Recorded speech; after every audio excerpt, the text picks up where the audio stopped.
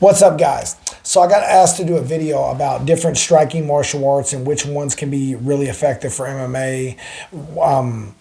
Some different ones that most people don't necessarily train as well. The guy was asking, like, I believe the question was something about like Taekwondo and karate versus Muay Thai and adding different, mixing this martial art with this one and stuff like that.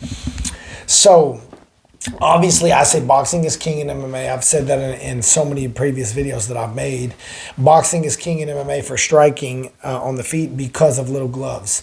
You see in 1FC, you see a bunch of Muay Thai fighters that are world class, and I've seen multiple times now fighters that have over 100 or possibly 200 fights in Muay Thai and never been knocked out. They're getting knocked out at 1FC because they're fighting Muay Thai with little gloves. So little glove fighting is just drastically different than big glove fighting. So once again, boxing is king for that. And as far as the other striking martial arts, I think that a good guide, I would say, would be to train boxing. Let's say you're new to MMA and your ideal is to be a striker. And I also would say this: if you're starting later in life, you kind of almost have to be a striker unless you have like special attributes. Unless you're like a freak athlete, you're abnormally strong. It's going to be maybe have crazy grip strength or something like they talk about GSP having crazy grip strength. It's going to be hard to be a grappler at a high level. Now, this depends on what level you're trying to go to, of course. If you're trying to go to the UFC and fight world class, the later you start, the harder it is to be a grappler, and unless you're a freak athlete, because the amount of time they have training wrestling, jiu-jitsu, and it's just different. In striking, you get more reps than you do grappling. That's why you can get way better striking in a faster time period than you can grappling.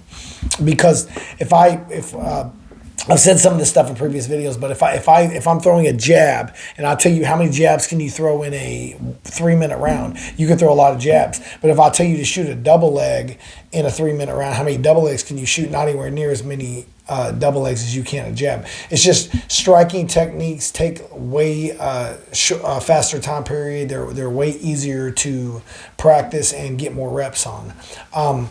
So I would say that boxing is king, of course. Back to the original question, I would say boxing is king, and I would say that you have to deal with low kicks. You have to be able to deal with low kicks. I think Dutch kickboxing is phenomenal. Muay Thai, I've been to Thailand 5 times. Muay Thai is amazing, and there's a lot of good tricks in Muay Thai. But even stuff like the clinch really gets put out the window oftentimes when people can grapple.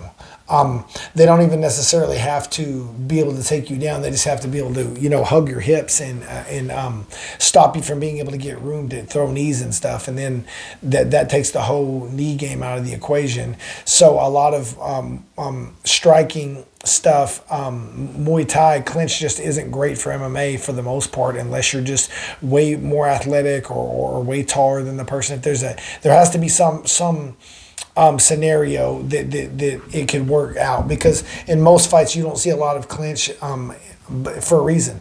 One thing, people aren't really great at clinch, but possibly because the reason why they're not is because it's not that effective in MMA. So I would say boxing and Dutch kickboxing are phenomenal options. Dutch kickboxing, it's all hand setups. You don't throw a kick unless you use your hands, so it's always a good option to throw a punch before you throw a kick. You got to get people up, get them distracted. Also, leg kicks are really good options because leg kicks are so effective. This is why everyone thinks Muay Thai is so much better than karate and Taekwondo.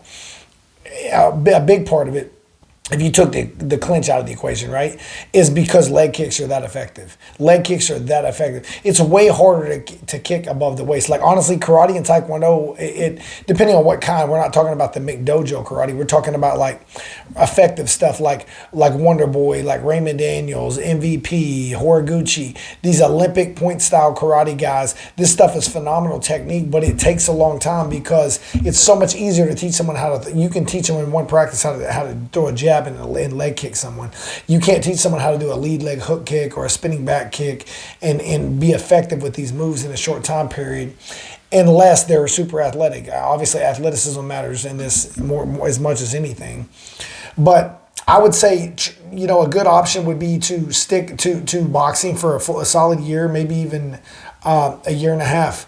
of only boxing.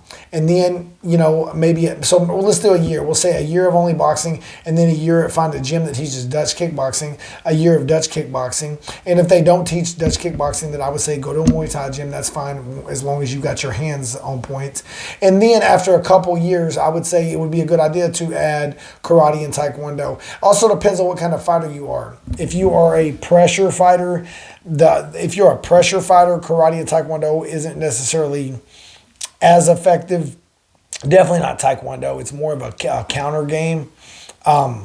It's more of a counter game for MMA, because there's in point taekwondo, in sport taekwondo, there's really no punches coming at your face or anything. In MMA, it's the opposite, right? So I would say for if you're a natural counter puncher, taekwondo and karate is phenomenal. Like learning how to throw side kicks. Front kicks are a good option, obviously, but front kicks like teeps are very slow and can get caught, so you need to put a good snap on it. Learning that from a taekwondo person can be very beneficial for you. So I would say a good guide, if you're looking for different striking martial arts to train, stick with boxing, of course. Boxing is number one, and then some Dutch Muay Thai would be my next option, and then Muay Thai would be next. 2 years of that, and then add some taekwondo and karate. And I'll make a video about some different taekwondo kicks that I like to work. And it's not a lot, guys. It's like 6-7 kicks, and you just do thousands of reps of these moves, and from both stances as well. If you're going to learn traditional martial arts like karate and taekwondo, it's really effective. They really know how to switch in and out of stances safely while still having defense and being fluid. So I hope that answers your question, but I would say boxing is a good option, and boxing. And if you're flexible naturally, taekwondo. If you're not flexible, honestly, karate and taekwondo is not going to work. That's why I would say stick to Dutch kickboxing, because it's all leg kicks. It's so much leg kick options. So, and step up knees and stuff, not really clinch, but like long step up knees and stuff like that. But if you're flexible, taekwondo. If not, I would stick more to Muay Thai and Dutch kickboxing and the boxing. It really, I would only pursue taekwondo and karate if you're flexible. It's just my opinion, but they are phenomenal. They're phenomenal martial arts, and they have phenomenal techniques. Lead leg hook kick. I mean, Wonder Boy.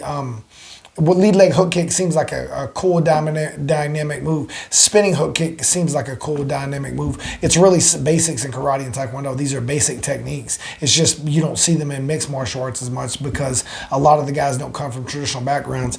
But definitely good options to add these. So I hope, long answer there, but I hope it answers your question.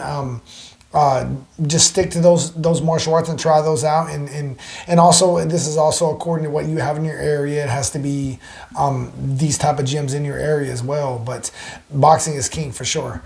All right, guys, I hope that answered your question. If you have any other more questions, anybody has any other questions, leave a comment below, and I'll try to get back to you, make a video. If you're new to martial arts and you're looking for a gym in your area, get my book, The Ultimate Guide to Choosing Martial Arts School and Instructor. Link is in the description.